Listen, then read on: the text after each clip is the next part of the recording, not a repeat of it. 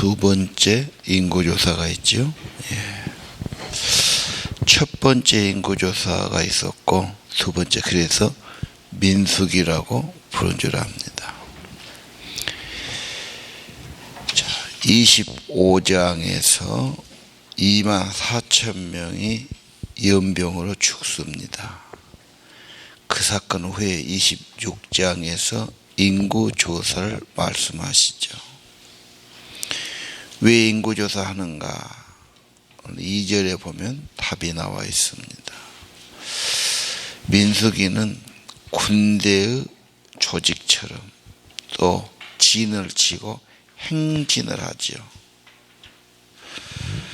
자, 군대에서는 행군이라고도 하지요. 그래서 싸워야 되니까, 또 일사불란하게 가야 되니까 지금 병역, 군인의 숫자로 세는 겁니다. 그때 지리는 어디냐? 요단강 바로 건너기 전 모압 평화, 곧 여리고 건너가기 바로 전이었다. 그때 그 명을 받은 사람이 누군가요? 모세와 제사장 엘르아살은 아론의 아들이었다. 1절에 그렇게 말하고 있습니다. 자, 1절에 여호와의 말씀인데 이것을 4절은 명령으로 받습니다. 군대는 명령으로 가지요. 그래서 명령대로 20살 이상 된 남자의 수를 셉니다. 그때는 거의 다 독신이 없는 시대이기 때문에 가족별로 다 되는 거고, 실제 우리가 군대 가도 한 20살 이상 가지 않습니까? 그래서 일할 수 있는 사람으로 대표해서 그렇게 하는 거. 자, 그래서 12지파가 쭉 나옵니다. 그렇죠? 5절에 보면은 루벤 지파가 나옵니다. 집안이 쭉 나오는데 루벤 지파는 43,730명. 근데 우리는 그냥 아라비아 숫자로 적으면 얼른 눈에가 들어오는데 이걸 풀어 적어 놨어요. 그래서 나중에 수를 다 세면 60만 명이 조금 넘는 걸로 합계가 됩니다. 그래서 거기다가 여러분이 실제 얼른 읽기 쉽게 아라비아 숫자로 43,730명 적어 놓고 나가요. 거기 루벤 지파 쭉 나갔는데 거기 나단, 아비람, 모색에 반역했던 지도자들 고라와 함께 여호와께 반역한 사람들을 다시 기록하고 있습니다. 그 사건이 그만큼 그때는 심각하고 큰 위기였고 250명이 모여서 반역했기 때문에 아주 이스라엘은 큰 위기였던 것입니다. 하나님이 직접 땅을 벌려 삼켜버렸다. 250명이 불에 타 죽었다. 그것을 10절은 경고였다. 그런 일은 계속 있을 수 있다. 신앙생활에. 그 일은 그만큼 하나님의 진노와 심판이 있다. 조심해야 된다. 경고지요. 신앙생활에서 거역하고 당을 짓고 지도자를 반대하고 얼마든지 그럴 수 있고 언제나 있어 왔어요. 그것이 공동체 안에 하나 되지 못하는 거예요. 공동체가 나눠지고 갈등이 있는 거 아니겠습니까? 정말 그러면 신앙생활, 교회생활이 올 때마다 시험 들게 되어 있습니다. 자, 고라의 자손 다 안 죽었다. 그것까지 지금 표현되어 있습니다. 우리는 다시 한번 루벤 지파의 그 고라, 경고, 함부로 불평, 불만하고 거역하지 않아야 된다. 정말 기도해야 되고 필요한 것은 호소해야 되고 그렇죠. 불평은 해결해야 돼요. 그래서 그 다음 두 번째 순서대로 갑니다. 시몬 자손. 그래서 그 족장별로 쭉 이야기한 다음에 이들은 22,200명입니다. 그렇게 나왔어요. 절반밖에 안 되죠. 15절은 갓 자손이 납니다. 집안이 쭉 나오는데 45,000명입니다.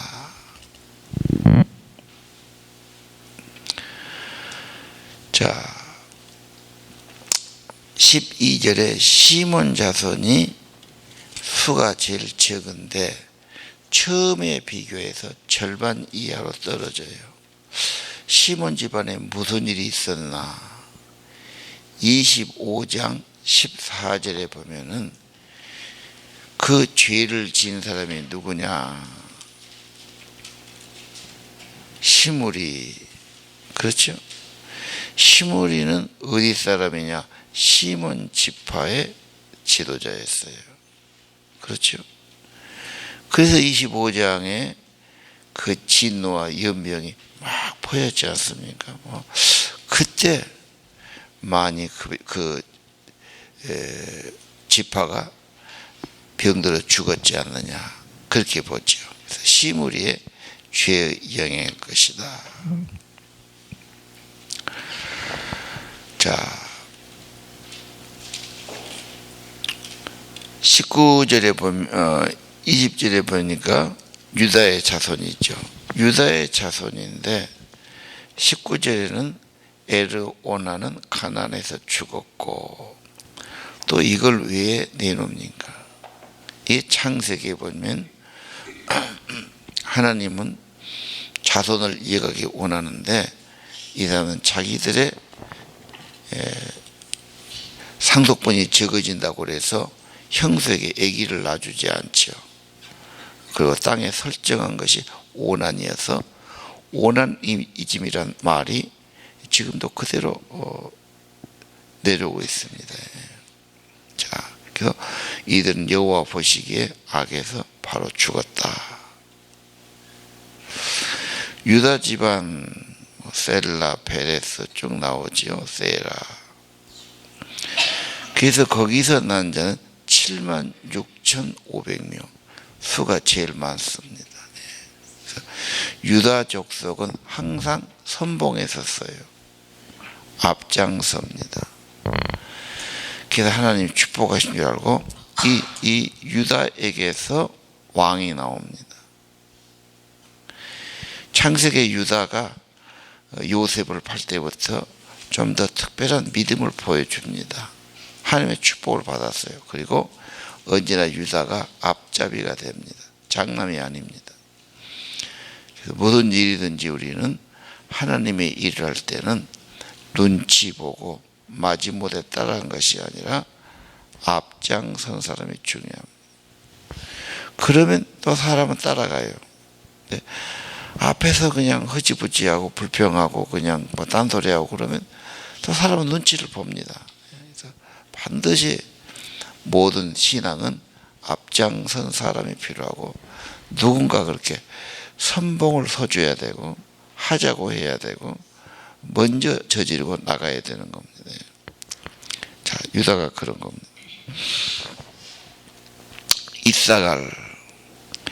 이사갈 자손 23절에 이사갈 나오는데 64,300명이었다. 예. 그 다음에 스불론은 65,000명. 솔자조 수가 많습니다.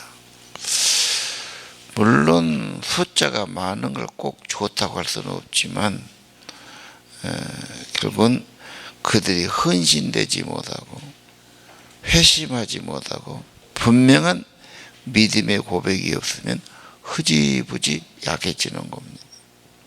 그래서 유다 지파는 단 지파는 나중에 보면은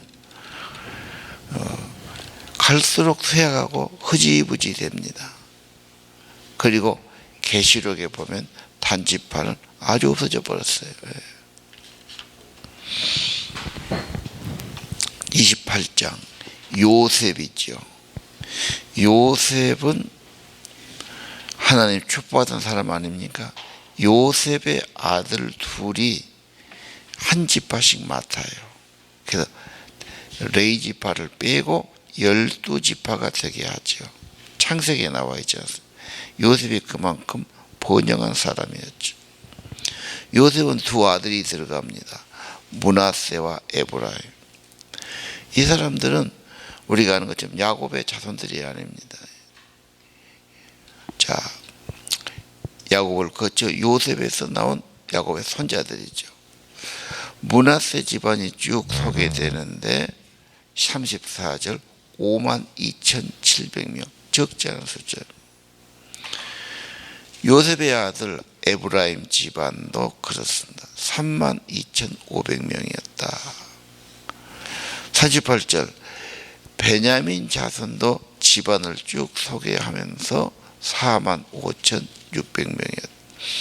우리는 관심 없이 보지만 자기 조상들 또 이스라엘 역사에서는 이 인구라는 게 굉장히 중요하죠. 지금 한국이 인구가 적어서 비상이 걸렸지 않습니까?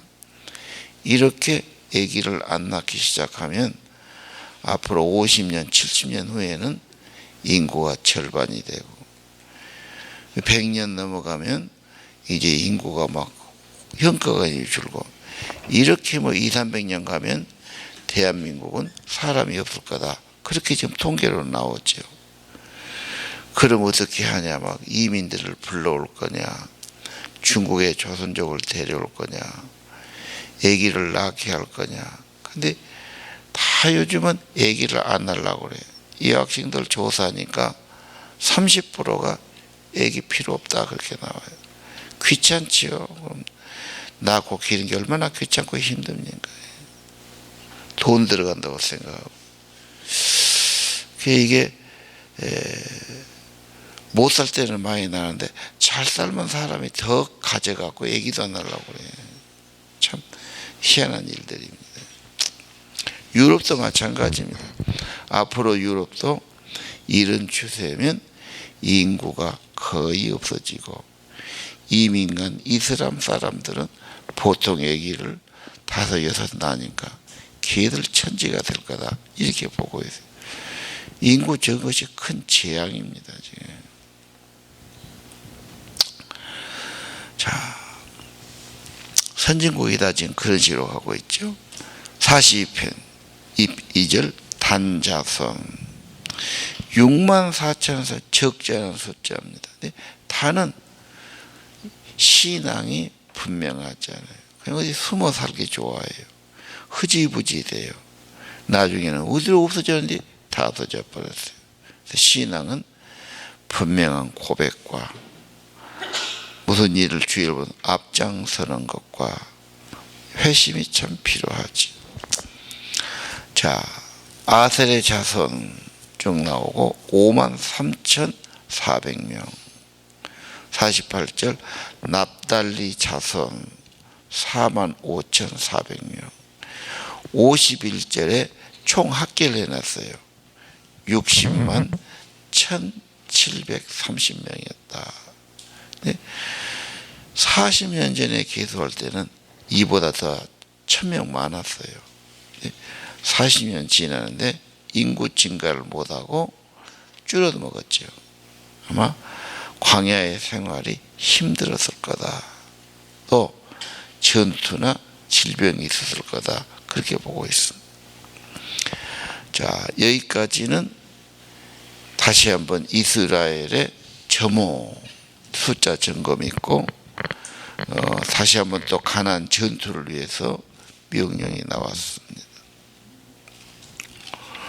자, 이 족속별로 보면서 하나님이 필요한 데는 또 이렇게 짚어서 기록을 볼 수 있죠. 52절 좀 달라지죠. 52절부터는요. 52절부터는 이 백성이 뭐가 필요하냐. 이제는 숫자에 따라서 땅을 분배할 계획을 세우는 거예요. 땅은 기본 재산입니다. 지금도 마찬가지예요. 그래서 토지를 나눠줘야 되는데 수의 많고 적음에 따라서 좁고 나쁜 데는 그것도 제비를 뽑아서 그리고 모든 부족별로 가족별로 조상의 지파대로 다 줍니다. 이것이 자기들의 기업이고 기본 재산이 되는 겁니다. 상당히 공정하지요. 모두 다 토지를 나눠주라. 인간의 꿈입니다. 고려시대 권세 가진 사람, 힘 있는 사람이 땅을 다 가지고 있죠. 특히 불교가 많이 가지고 있었고요. 전부 없는 사람은 남의 땅 빌려서 그렇게 소장료 내고 근근히 살아간 겁니다. 자기 재산만 있으면 얼마든지 잘 살 수 있다 이 말이에요. 그때는 그것밖에 없었으니까요. 그래서 토지를 진짜 일하는 사람에 나눠줘야 되겠다. 이게 이성계의 하나의 전략이고 정도전이가 그렇게 하는 거죠. 예. 그렇게 해서 또 힘 있는 놈이 또 다 가져가게 돼 있어요. 근데 성경은 50년 되면 희년 돼가지고 반드시 원주인에게 돌려준다. 레이기의 사상이죠. 토지는 인간이 만든 게 아니라 하나님이 준 거다. 이건 개인 거 아니다. 그래서 설령 팔아먹었지만 50년까지만 갖고 있는 거다. 50년 희년이 되면 다 원주인에게 돌려줘라. 굉장히 사회주의 성격이 강해요. 철저한 복지였죠. 이것도 나중에는 타락해갖고 그 명령을 안 지켜요. 그래서 하나님의 또 진노를 받게 되죠. 이 토지 분배 지금도 우리들의 이상이에요.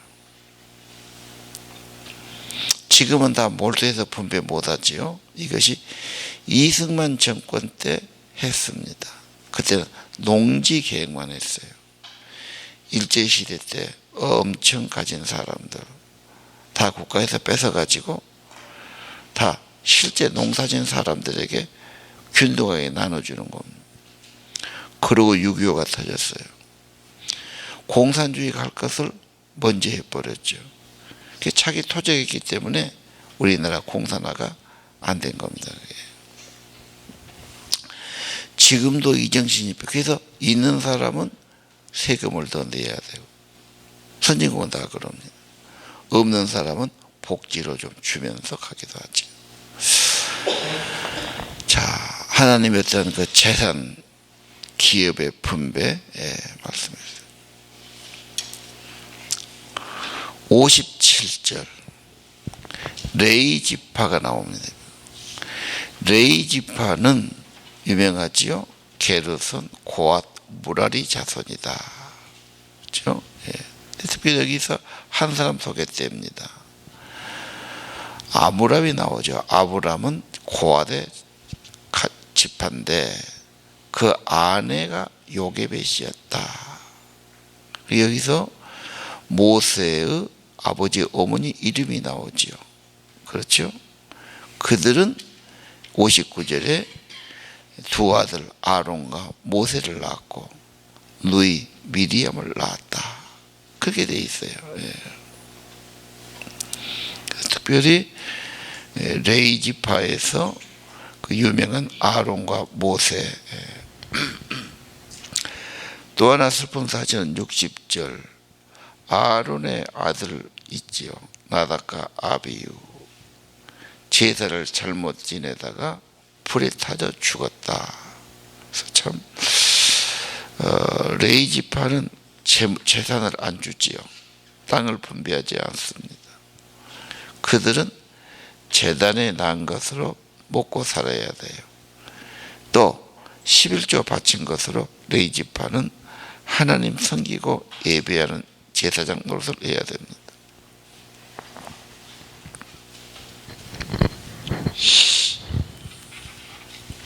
그리고 레위 지파 특징은 62절 한 달 이상 된 남자 수를 다 세요. 그래서 2만 3천 명이 나왔습니다. 레위는 특별합니다. 언제나 그 예배인데 예배는 자기 창의성, 자기 마음대로가 아니고 하나님이 명령하신 대로 해야 된다. 그렇게 볼 수 있어요. 다른 불을 들이다가 죽었지 않습니까? 하나님의 제단을 섬기는 거, 이건 영광스럽고 귀한 일입니다. 그래서 하나님이 특별히 그들을 제외시키고 공급하신 거죠. 자, 그리고 이제 마지막 63절 이하. 모두 다 이제 모압 건너, 강만 건너가면 여리고고 이제 여호수아로 건너가는 겁니다. 네, 처음 숫자 셌더니 그때 있는 사람은 두 사람 빼고 아무도 없었다. 그가 누구냐? 갈렙과 여호수아였다.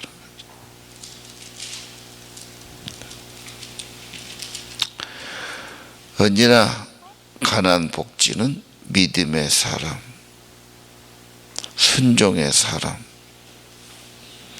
이것이 안식을 얻고 하나님의 복을 받는 길이라는 것을 다시 보여줍니다. 우리는 다시 한번 이제 갈렙과 여호수아의 믿음을 본받기를 원하고 기도해야 하겠습니다. 자, 기도드립시다.